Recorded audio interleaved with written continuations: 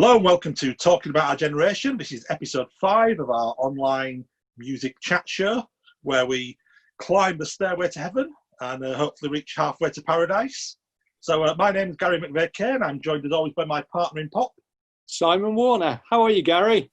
I'm good, Simon. Yeah, I'm the lockdown tedium's beginning to just sort of draw to a close now, I think, as shops are reopening.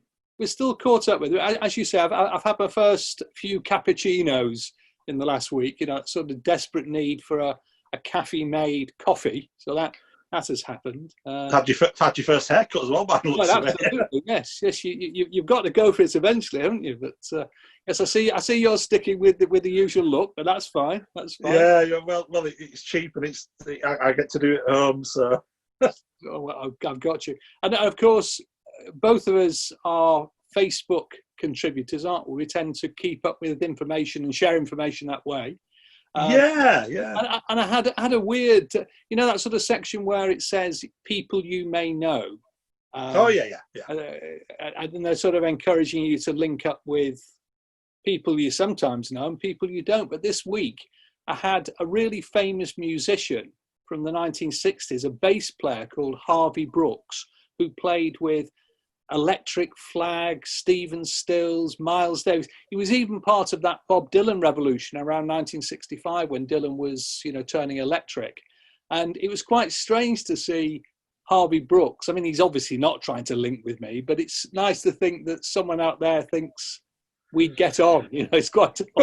But there's something in that, there's that famous game you can play, the 6 Degrees of Kevin Bacon, where you can take any celebrity within 6. So there's always, within the algorithms of Facebook somewhere, within a couple of links, it's taking you from him to you. So that is right. There is a very talented American countercultural historian called Pat Thomas, who's written about the Black Panthers and others, and I think he must know Harvey Brooks, so that's why it's happening. But it's quite neat to come across people who have been heroes, and suddenly, as you say, the Kevin Bacon thing is happening.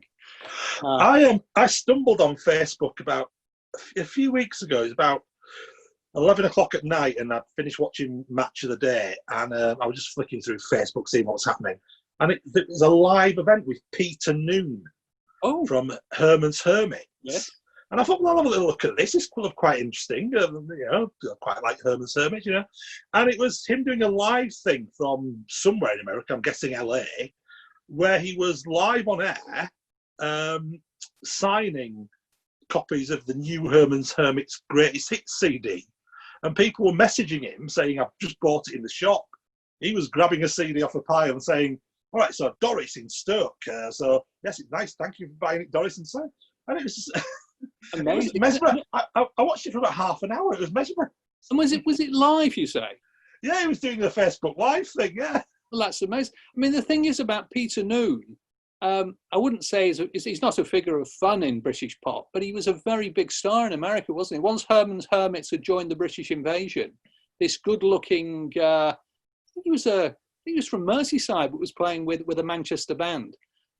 He was very, very popular. The girls who loved him in '64, I know older women who are still very much fans of the man, and it's great that he's had a 50 or 60-year career, isn't it? Well, we are delighted to welcome today our guests, Michelle Plum and Nick Hall. Together, they form the remarkable duo Plumhall.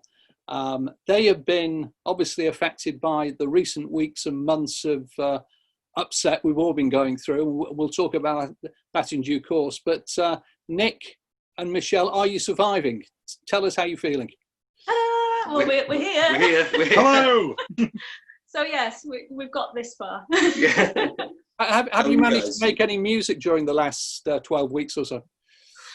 Well, we've actually released an album in that time, so we were concentrating heavily on that. So we've made no new music, but we've released new music. So. We made a video of one of the songs on the album with some of our friends playing on it. So we did a kind of a Zoom, one of those Zoom shows with lots of musicians playing along. So we've tried to keep going and tried to carry on doing creative things. It wasn't a Zoom show because Zoom shows don't work. It wasn't. Right. It was a multi-camera thing. It was a multi-camera thing. So launching an album, at the same time as facing the crisis of COVID. Has that been a disappointment, or have you had to be much more inventive about promoting the thing?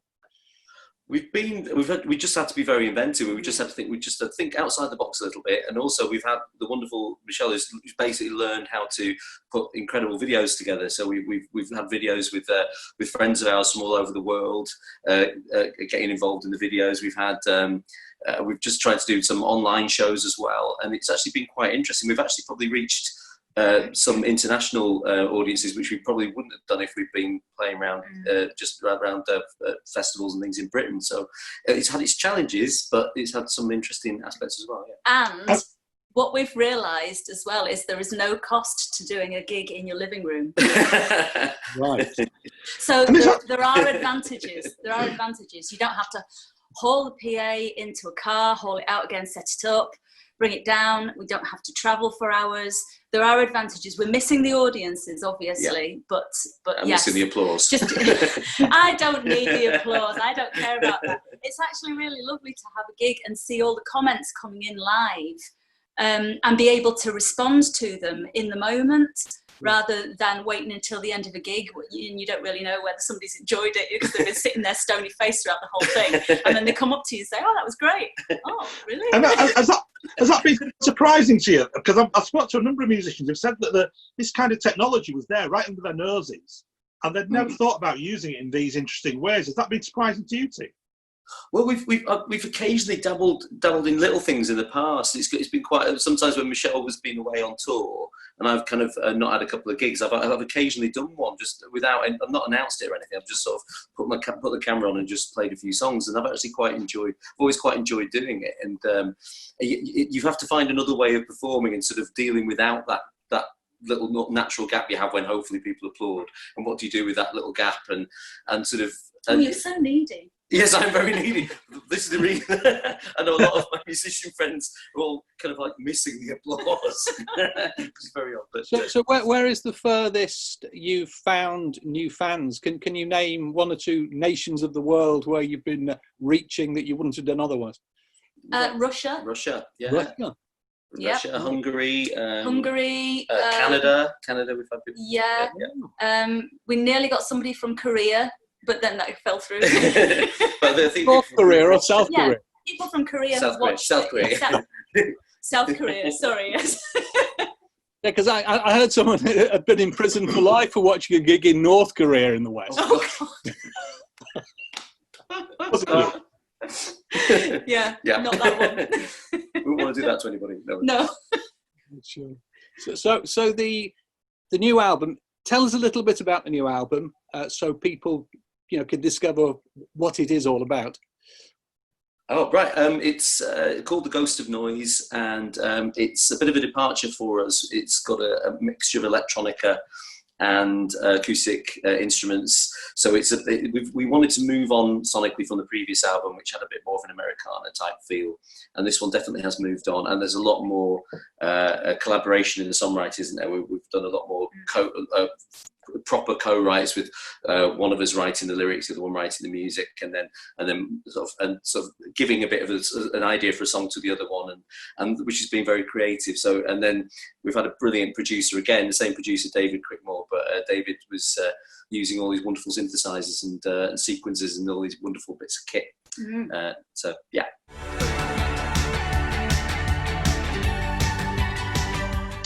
So in part one of the show, we take a theme that's linked to rock and pop music. And this week, we thought we'd look at the fact that rock and pop history is littered with family relationships. And given we've got the rarity of a husband and wife combination who actually get on with each other in rock and pop, we thought we'd delve into the murky waters of musical marriages and soulful sibling rivalries. So I thought we could almost kind of play a little game of rock and pop marriage top trumps. But I'm going to go first because I'm in control of it all, and I'm not sure you're going to beat me, but I'm going to start with Fleetwood Mac. Oh. and the question I've written on my prep sheet is, Fleetwood Mac, where do you begin? Because of course you had John and Christine McVie. You had, I know they weren't married, but you had Lindsay Buckingham and Stevie Nicks. And I get the feeling somehow that Mick Fleetwood has probably slept with everybody in the band, including himself on numerous occasions.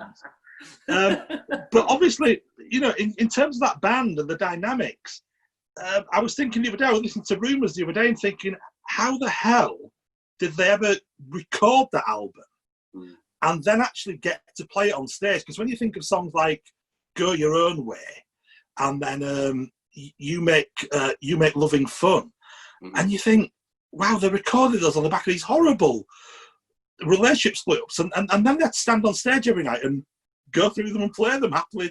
So, you know, Nick and Michelle, you know, you are a married couple. Yes. How does that work for you then in terms of the dynamics of being in a band together? I'll say You go first. You go. Well, you said earlier that we get on. Exclusive.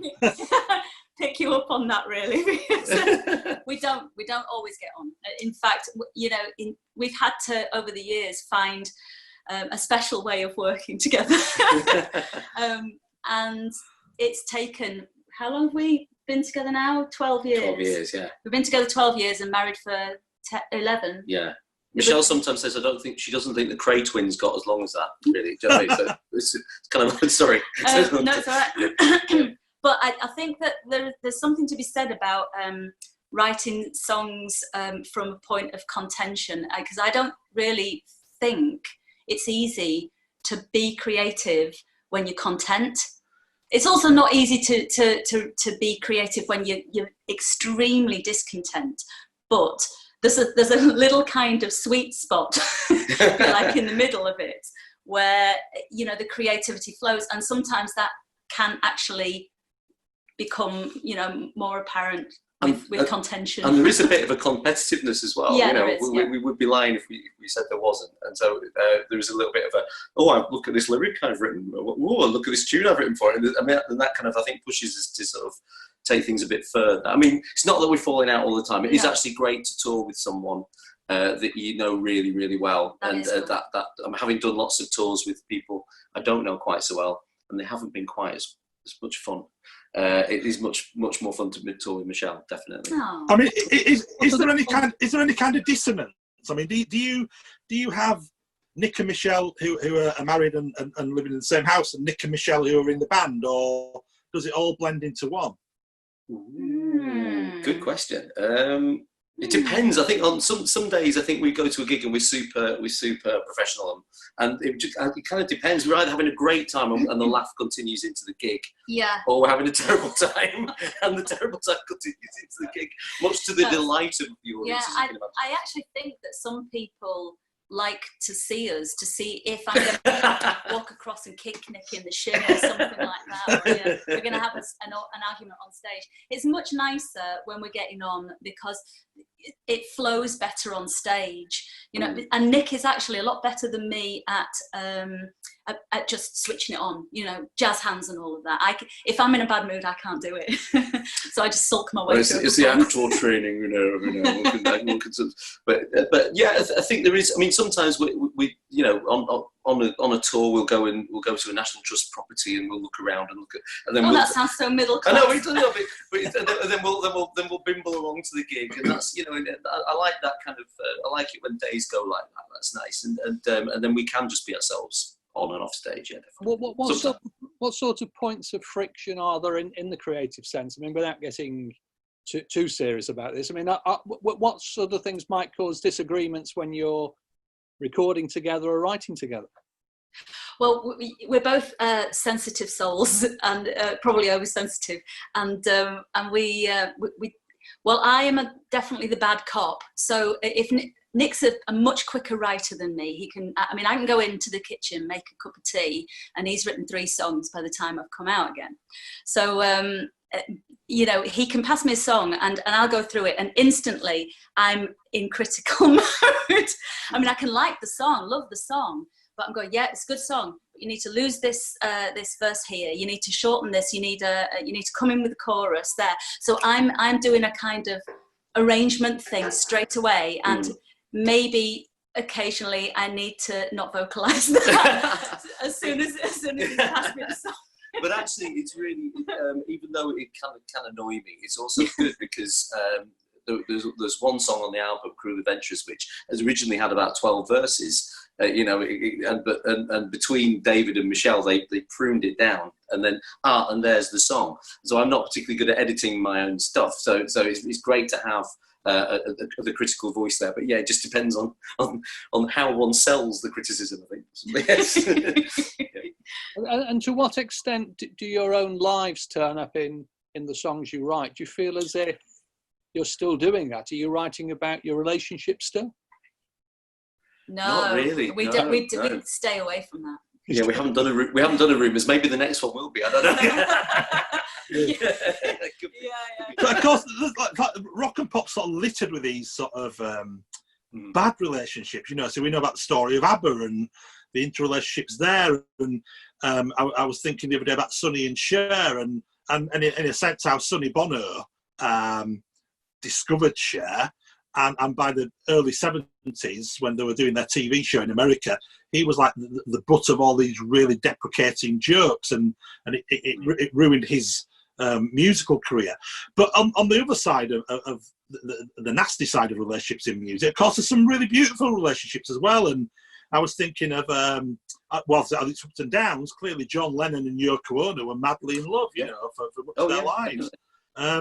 You know, have you thought of any other couples that have had those kind of really good relationships the same way you two have?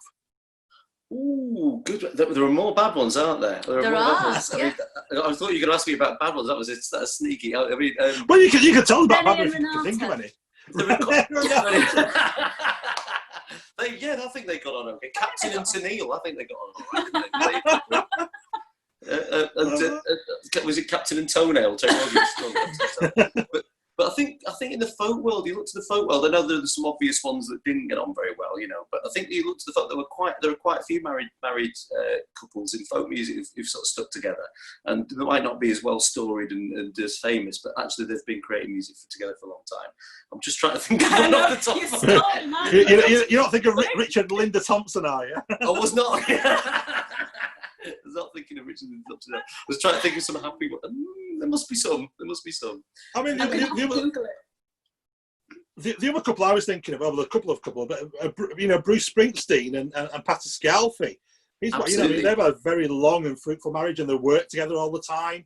And clearly, it's worked out for them. And I think the sort of the most touching for me, in a lot of ways, was June and Johnny Cash. Yes. Of course. Yeah. And I think when, you know, because that Walk the Line, the brilliant biopic about how they got together and how he chased her for so many years. But most touching, of course, is that video for Hurt that was filmed about 4 months before June passed away.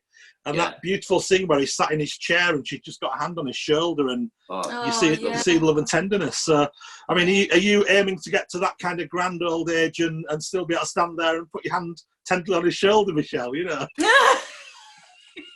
I don't like to look too far into the future. We were thinking the next 5 years, maybe.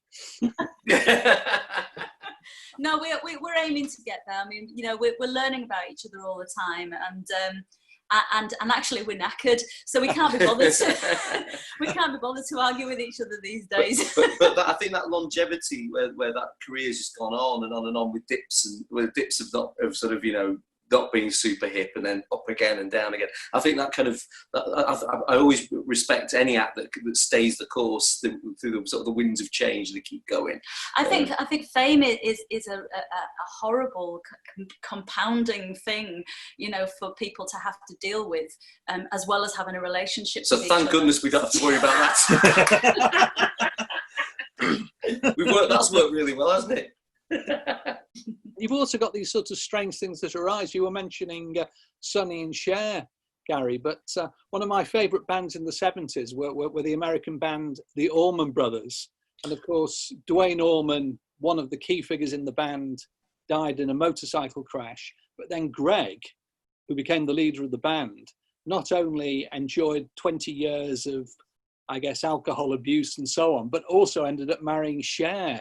And that was quite a a shock but glamorous celebrity marriage of the 1980s, wasn't it? And I don't think that lasted very long. So I think Cher has had a few car crashes along the way, but she's still doing it, which is fantastic. On her own, and much happier for it. And therein lies the lesson, Michelle. Did I say that out loud?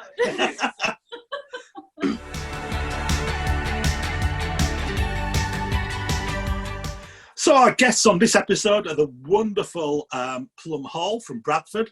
They've just released their second studio album, The Ghost of Noise, having built a wonderful live reputation over the last few years.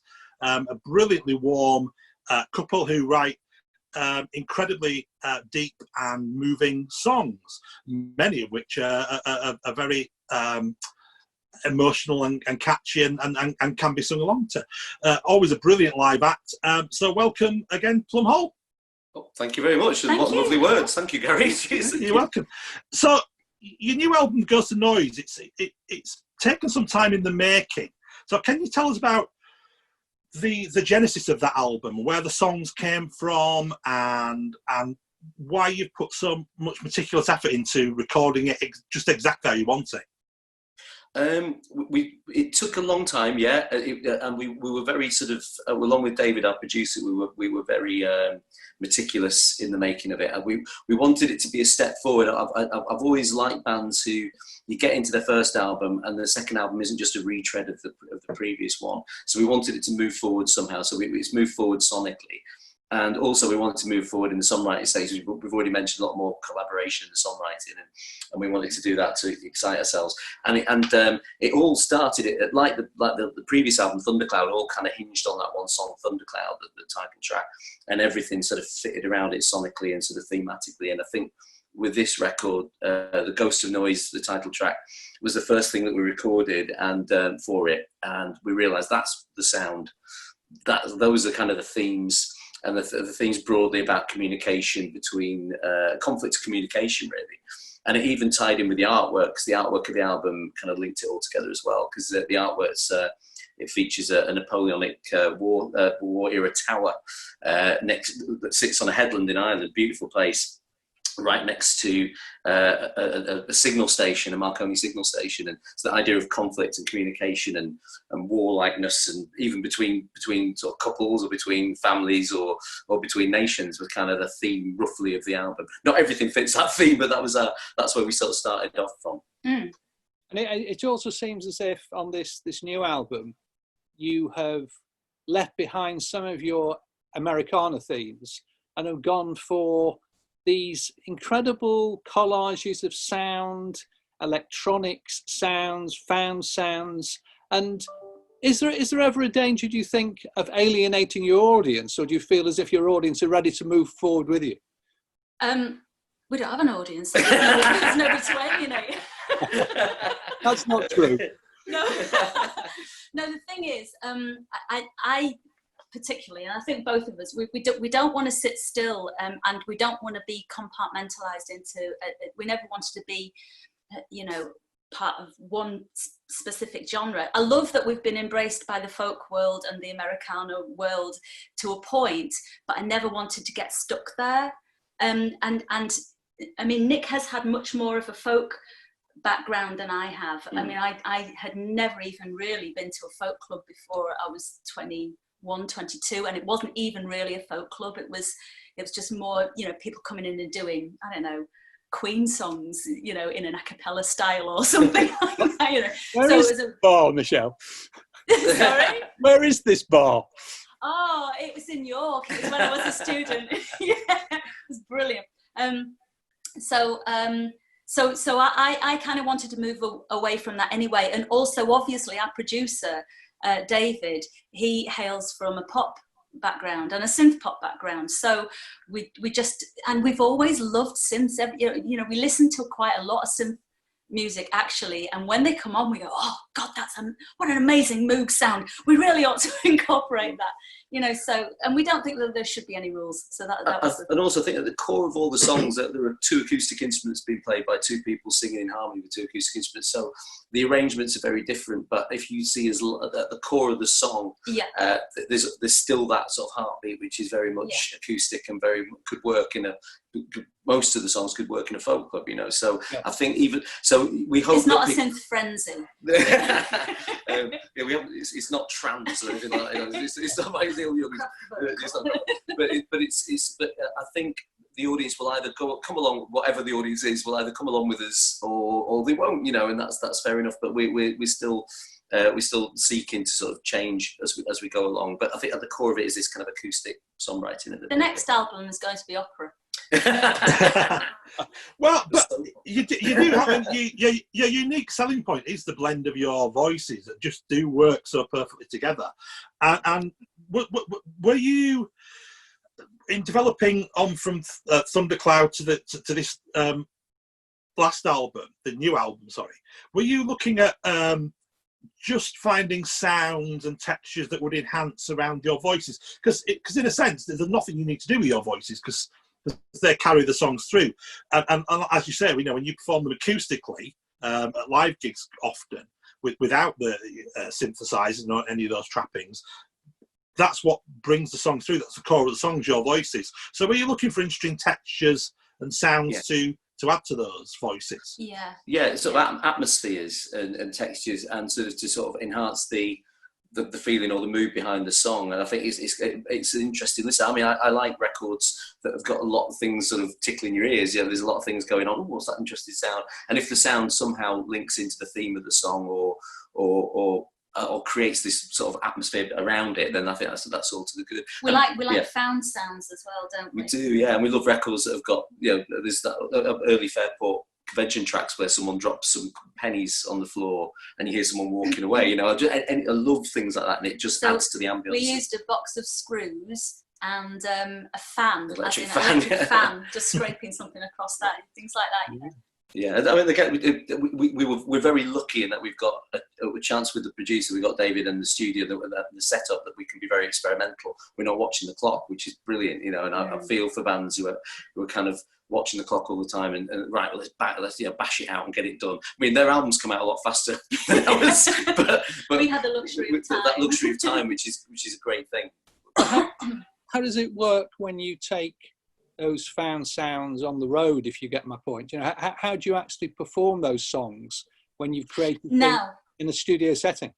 Yeah, we haven't actually worked that one out yet. We have an idea of, but we didn't get a chance to actually implement it. That's the thing, because of the pandemic and what have you. You know, we went out and we were still performing, the two of us, but we do have an idea of how it's going to work, and there will be a certain amount of backing involved on a few tracks, but we don't want it to be a gig of backing, you know. It's just to enhance a few songs. That's it. What we've already done is I've got this really lovely new Fender reverb pedal which creates almost synthy sort of atmospheres behind the guitar, and it's triggered by the guitar, so it's not on tape, but what I'm playing on the guitar feeds into this sort of atmospheric sound which on some songs is added. And also Michelle's been using a stomp box, but quite an unusual stomp box. So it's actually the kick drum for a synth drum kit. So we can have all sorts of different sounds. So we can have sort of an ethnic. We've actually got an ethnic sort of world music type sample drum, sort of as a heartbeat to the songs, and we can change that for different songs. So we're doing it a little bit. Our lovely friend Ken actually donated that kick drum to us. The entire kit. Yeah, the entire kit. The rest of the kit's in the garage. We've got the bass drum at the moment. We'll put the rest of the kit in later. Yeah. I was going to say, leading off, we've talked about live performance there. I mean, you're extremely popular live performers, and there's a real warmth and energy that comes through when you're on stage. Where did your stagecraft come from? And does it come naturally to you both, or is it something you've really worked hard to develop? I for one have never worked at anything, in terms of stagecraft. I just go. I mean, as we said earlier, I mean, I can't always switch on the jazz hands, but Nick is very, very good at it, and Nick tends to have a few stock elements that he can bring to the set each time, which creates a consistency, whereas I'm extremely kind of haphazard and inconsistent, and I don't really know what I'm going to say or do at each gig. It just comes. I mean, I must admit, I have done that thing when I was a kid of the bands I was into, the bands I loved. So, but all the bands I really liked were absolutely brilliant live in different ways. And he also, even on the, so I was either going to indie clubs and seeing rock bands, or I was going to bigger venues to see rock bands, or I was going to folk clubs. But I've picked stuff up along the way. Even it might be a joke, it might be a way of dealing with a heckler, it might be a way of getting the audience talking to you, and that creates the warmth in the room. And it might even just to the way of you hold the guitar when you're doing a guitar solo. I'll have nicked something off a member of the Mission or something, or a member of the Icicle Works. So I've nicked a style of playing. So yeah, I think it's an amalgamation of all sorts of different things. But I'm massively into Mac Shaw. If I go and see a band, I want to be sort of on the edge of my seat. Even in the quiet bits, I kind of want to be like on the edge of my seat, because there's something that they're drawing me in. So they don't have to be jumping around all the time, but that's that sort of sense of, and that's what I try and do. And Michelle kind of just does it naturally, but I'm sort of trying to do it. Yeah. So Nick's mentioning a couple of bands, the Icicle Works and the Mission and so on, among others. Michelle, can you think of an artist who in your younger years inspired you or still inspires you? Who's the artist you sort of turn to and think, if I could be like her or him or whatever? Kate Bush. Kate Bush. Absolutely. So to return in due course. Yeah. What do you like about Kate Bush? I love how she doesn't need to apologise for changing it up. She can just be. She's one of the first women who actually had full control over her output, and didn't kowtow to the industry bods. She's strong for a start. She's an amazing songwriter and picks the most oblique subjects to write about. Sometimes really, really quite sort of challenging subjects, shall we say. I mean, The Kick Inside comes to mind. But everything about her, because she incorporates dance, drama. It's brilliant songwriter and an amazing voice. I mean, I don't always love everything. I am a massive fan, but I don't always love everything that she's done, but the majority of what she's written. And since I had the opportunity to see her in 2014 as well at the Hammersmith, it's not called the Hammersmith anymore, is it? Was it a Hammersmith? Oh my God, it might have been. A big venue. Yeah, but anyway, it was the same one that she played. It must have been. It was the same one that she played in 76, 77? I think it's Hammersmith Apollo, wasn't it? I think. Yeah, it was, but it's called the event. I don't know what it's called now, but it's changed now. So yeah, it was the Hammersmith. So I went to see her there, and now every time I hear a Kate Bush track, I just dissolve into floods of tears. I don't know what that gig did to me, but I can't listen to her music anymore without just, completely crumbling. Yeah, she's just everything. She's just has everything, and she has the strength of knowing what she's putting out is the right song for the moment, or she doesn't put anything out. This is another thing. She'll record for years and years and years, and her fans are just waiting with bated breath to see what she puts out next. I love that. I love that there's no rules. Sorry, that was a very long-winded, very long-winded reply. I could go on. I could absolutely go on, but I absolutely adore her. It's fantastic to get a sense of who are still inspiring you. But just perhaps to end this section with a slightly more serious question. You are live working musicians, recording musicians. The 21st century has not been an easy time for musicians to operate in. It's been made all the worse by the last 4 months of close down. Are you hopeful for the future of the industry? Are you hopeful for your own careers? Just tell us a few thoughts you've been having about this, maybe. I mean, I'm a cup half full type of person, and I think it will come good, eventually we will be able to play again and we'll be able to gig again, because there's a huge demand for it. I think even greater demand than there ever was. But of course, what the worry is that how many venues will still be left, and how many lives will be terribly interrupted. And we've already seen these redundancies in the big theatres, and I'm very worried about it. But I've got to keep. I've got to keep hopeful and think that we will get back to playing again, and hopefully we'll be able to get the industry up and running again.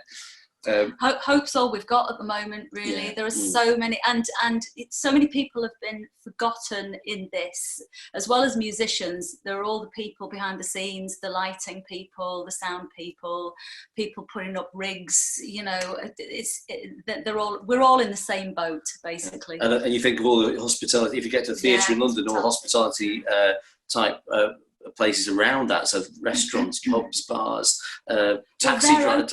They're opening again. They're opening, but if you a one concert actually it feeds so many different people. If you talk about a big concert somewhere, and there's a huge knock-on effect. So yeah, it is very, very worrying. But we just have to hope that.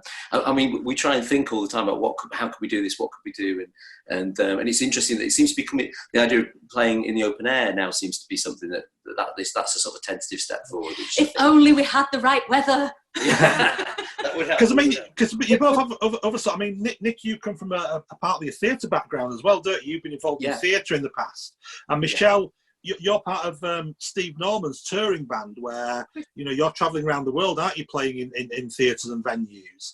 So for both of you, from from those sort of backgrounds outside of Plumhall, how is all this affecting those strands in your life? Well, Chris Norman has a tour booked for October, November, which I was supposed to be involved in, and nobody knows what's going to happen. That's a German tour. And obviously Germany's doing a lot better than the UK at the moment in terms of cases, but I don't think that even they believe that they're going to be at a point where they can put a tour on. I mean, we've had a few thoughts about how that could be done. I mean, you could halve the audience and do 2 shows a day, for example. But I still think that the number of people that attend Chris Norman's gigs, which are probably 3,000 or 4,000, there's still going to be a problem with crowding and people leaving. And I mean, people come at the beginning of a day for Chris's gigs to wait for him to arrive, and they'll still continue to do that. So I think this year's a write-off, really. But I mean, I'd love to think that it is going to happen. In terms of the theatre, a lot of my friends, very good dear friends, are in the actors, behind the scenes, stage managers, company stage managers, and they have no work, and it is really, really scary. And the amount of theatres that are going down. It's the fact that a lot of people in lockdown, people have been getting by watching great stuff on TV and great stuff and listening to music, and none of that stuff will happen without the theatres that create the next layer of acting talent, directing talents, technical talent. And it's just so important that people get behind this industry and try to help it. At the same time, though, I mean, Nick Cave is about to do, is it several shows or one huge show, which he's selling to the world, I guess, which people will pay to listen to. Is there any way digital music, live music through Zoom or whatever, could that ever be, to use that horrible contemporary word, could that ever be monetized? Could it ever be turned into an income for people like you? Yeah, I think it already is being monetized. I know that Patreon, put on gigs, ticketed gigs, and you have to pay to watch them. So that's happening. It sounds as if you two, who are remarkably positive people, hardworking people, you feel as if there is some optimism to seize, and we've all got to hope that is going to fulfill its hopes, don't we? Yeah, absolutely. I hope so. I have good days and bad days. Yeah. Let's just round off this section on a more positive note. Then, looking back a couple of years, you've through determination, hard work, and your sheer wonderful personalities, you ended up playing ended up playing the London Palladium a couple of years ago. Can you tell us about that experience? Yeah, sure. That was it was amazing. Amazing, yeah. Basically, we're very good friends with some lovely people who know Al Stewart very well, and John and Bev Walsh, and they were involved in Al's tour. And we'd already got to know Dave Natmanoff, who plays lead acoustic guitar with Al Stewart. He's a brilliant singer-songwriter in his own right. And basically, we were given freebie tickets to go and see Al Stewart perform at Manchester Bridgewater Hall. And when we arrived to pick up our comps, there was a message saying, "Could you come backstage?" And we were really rubbish at that kind of thing. So we came backstage and met Al Stewart. Oh, we're really nervous. We're not very clubbable. We're not very good at that. But Al was really lovely and very sweet. And there were loads of people hanging about backstage anyway. And then Dave Natmanoff said, "You know those two songs of mine that you know? Do you want to get up and sing them with me? Because I do a little support slot before Al comes on." Oh, yeah, okay. So we ran through them and we walked on stage at the Bridgewater Hall and sang the songs, which was fantastic. It was very kind of Dave. And then at the end of the night, apparently Al said to Dave said, "Oh, could I invite the guys down to the Palladium on Friday to do the same thing?" And Al said, "Well, yeah, as long as they sing with me as well." So Wow. we had about 3 days to learn an Al Stewart song. And Michelle, you were away you were playing it while you were away. I can't remember where I was now, but I know that I was on the beach that morning running through Night Train to Munich because it has a lot of words. And then I got back. This was it wasn't a holiday. I was away gigging with Chris, and I got back with an hour to spare for that gig. I didn't even think I'd make it. It was incredible, and he made us rehearse it with him in his dressing room with journalists in there, and so let's have a good one. And there was this guy from the Guardian filming us on his phone. We were bricking it. It was an incredible experience, and the audience was so lovely. And there's something about Al Stewart. Again, you think about that stagecraft. He turned the Palladium into a folk club, and he really did. So when we came on, it felt so natural and lovely. You know, it was really good. Yeah.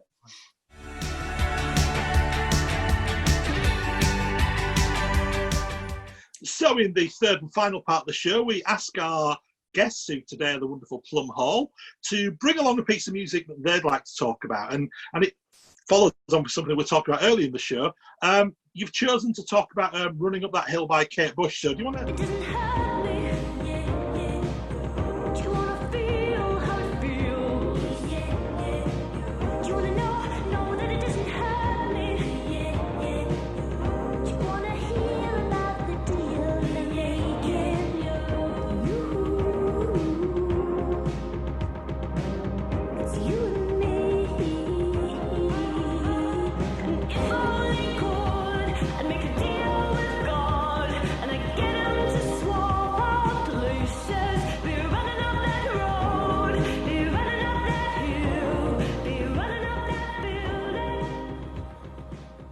So do you want to tell us why you picked that song in particular?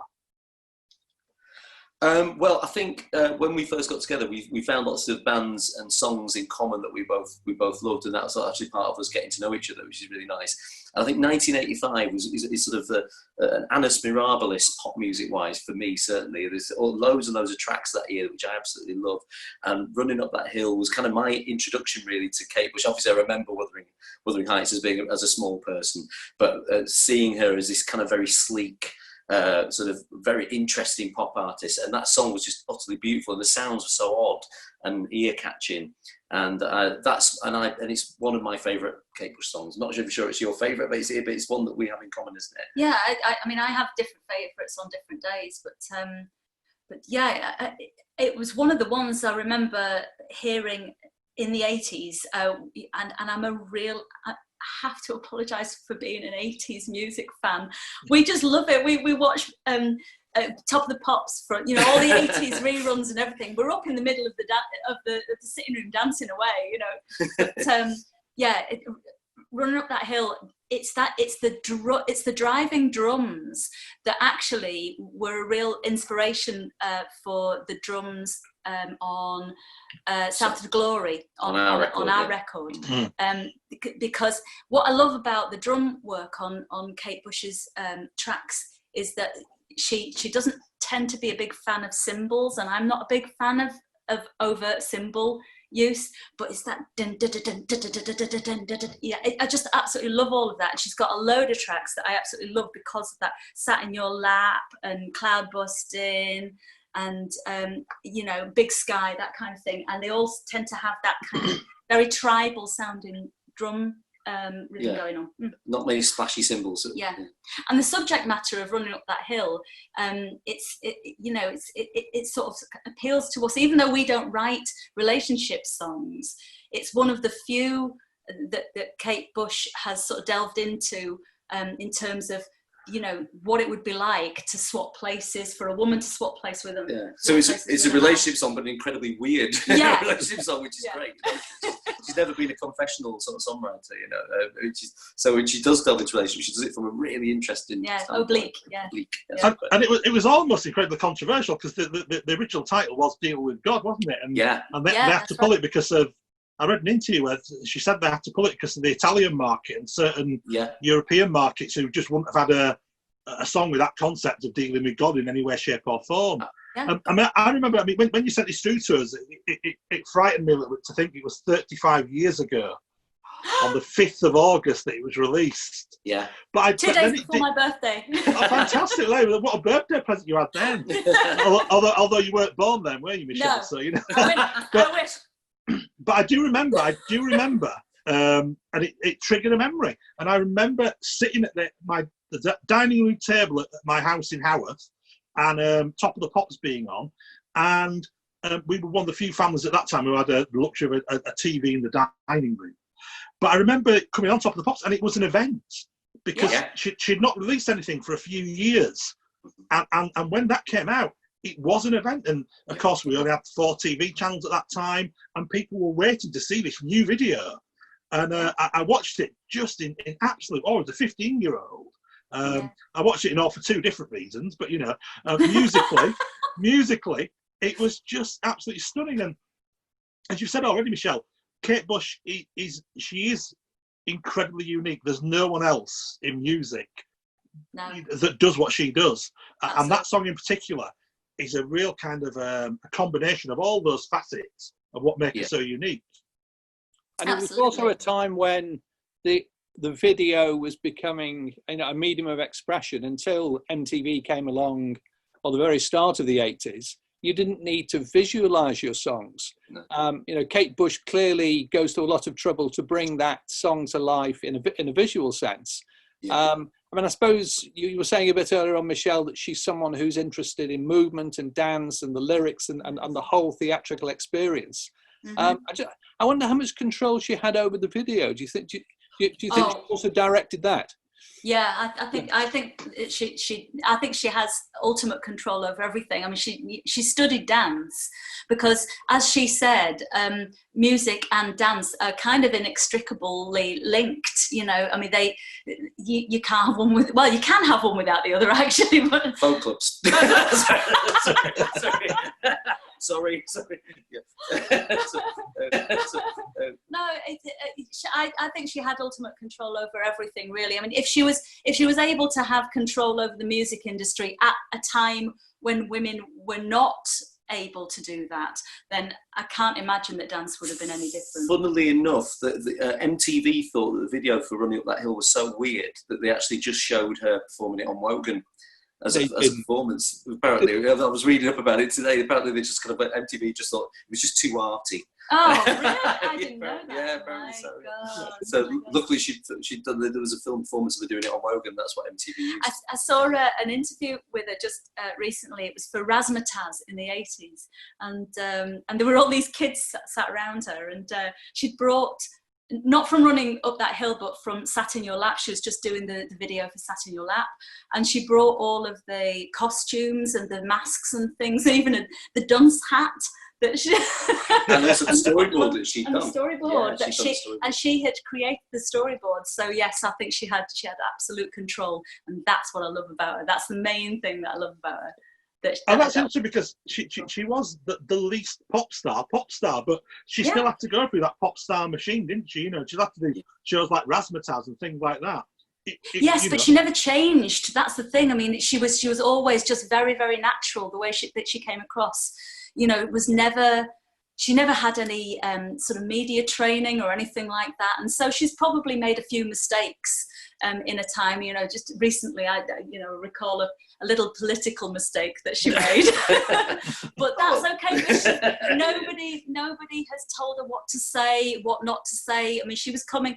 I think that particular comment that she made about Theresa May being a strong leader was just coming from a point of, you know, wasn't it great to have a strong female leader? But I don't think she even delves into. Point, no. I don't think she delves into politics at all. I think she's in her own bubble, and that's where we want her.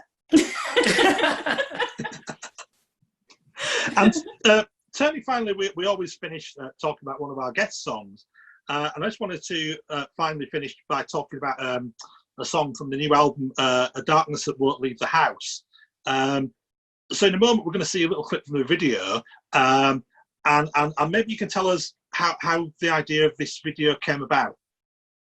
I think we needed something. We needed to keep the sort of momentum of the album going. I thought we need to have a video that is really universal and that has a theme. What's the theme of the song? And the theme of the song is very much looking after your mental health and looking after others' mental health. And I think we just had this idea, wouldn't it be great to have friends of ours, first and foremost, just lighting a candle very simply and just sending it in. And then that kind of got extrapolated, and we thought, well, we'll put it out generally to see who will send it. And then we thought about some people who we could ask to get involved. And it just, we got loads and loads of videos, and they were all just beautiful. And then, and so at that point, my input ceased, and it was over to Michelle to put it together. And I think he just did the most amazing job. And it's very, very, very moving. A lot of people who've seen it have said it's very, very. It enhances the meaning of the song. I think that the video itself, even though we had very little to do with it in terms of we're in it for like 2 seconds, and that's we would have been happy not to be in it at all. But the idea just to show that there's someone singing the songs, we're in it just for a tiny second. But to just try and get as many people from all around the world just to sort of light a little candle of hope. I think, you know, at this time is hopefully a lovely thing for people to see. Hopefully, it felt like a community coming together. Yes, I mean it's an extraordinarily touching video, and the song complements it extremely well. It almost seemed prescient. I mean, clearly you wrote this song long before the last 4 or 5 months of torture, but it seems to have echoes, doesn't it, of our current experience? It does. It's strangely enough, the last song on the album, Closing Down, when the D'Urberville Spoken Root Show wanted to play one of the songs from the album, they chose that one just as the lockdown was happening, and I'm closing down, the sign is on the door, everything's closing. And it was very odd that it just totally chimed in. So we've almost 2 songs on there which just happened to chime in with the times, you know. So sadly, you know, yes, I mean, I've just thought, listening to it, this is a song for now, but it must have had a life. I mean, it must have been born 2 or 3 years ago, must it? I don't know quite. Yes, yeah. It was slightly more personal at the time. It was about worrying about someone that we knew, and everyone was panicking about this person and what they were going through, and we were sort of saying, no, they'll be okay. They've got a big network around them. They've got someone to catch them if they fall. We're here. And the song is almost it's one person talking to another person saying, we're here for you, we've been through it, we know what it's like, we're here, you know. And so again, that now has got with the video, it's got a more universal theme to it now. Yeah, it's just a message to people that they shouldn't be going through any mental health issues alone, really, and they should try and reach out where they can. Yeah, so we put as many links as we could in the video and in the description, just for various different people for different ages and from around the world. Actually, there's a couple of international links, places to get in touch with, and so yeah, that was the idea behind the video, and I think it did a fantastic boost for world candle sales, I thought. Yeah, we nearly burned the house down trying to do that. So butcher, baker, yeah, we sort of bread song next. I think song about meat. Great. It's a great combination of visuals and message, and atmospheric Thank you. in the extreme. Thank you. Wonderful. Well, Nick and Michelle, it is a beautiful, positive song. It's a really positive way to end today's show. You're wonderful live performers, and I hope you get out there, because whilst it's wonderful to see you via Facebook Live and things like that, I think anybody who gets to see you live on stage and see that chemistry and hear your wonderful voices in the flesh, it's a great experience. Thank you. Best of luck with going forward with the Ghost of Noise. It's available on all streaming outlets and to buy via digital means, and I'm sure you've got physical versions that people can buy from your website as well. So just get proper music. Propermusic.com. Yeah. Go out and buy it, because it's really worth owning. Nick and Michelle, thank you for joining us. It's been an absolute pleasure talking to you. Thank you so much, guys, and best of luck. Stay safe. Thank you. See you both soon, I hope. See you both soon. See ya. Bye.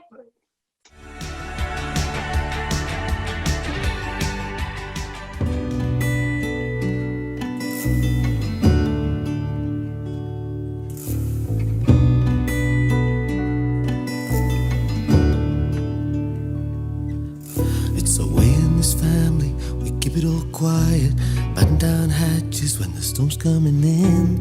Never throw lifelines, send a flares or a stop sign. Don't share our troubles, keep our worries within.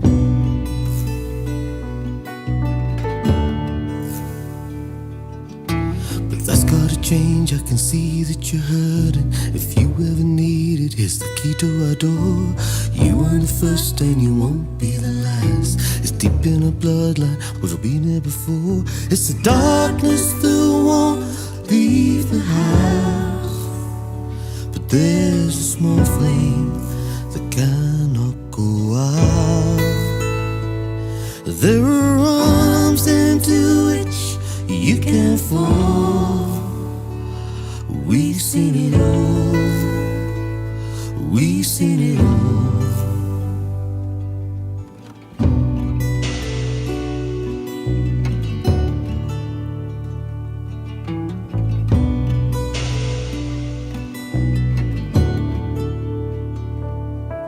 All those high expectations, we're building up something that slithered and coiled up in you deep down inside. But the face in the mask watching your every task. Is your face in the mirror? Is it enough that you tried? It's the darkness that won't leave the house, but there's a small flame that cannot go out. There are arms into which you can't fall. We've seen it all. We've seen it all.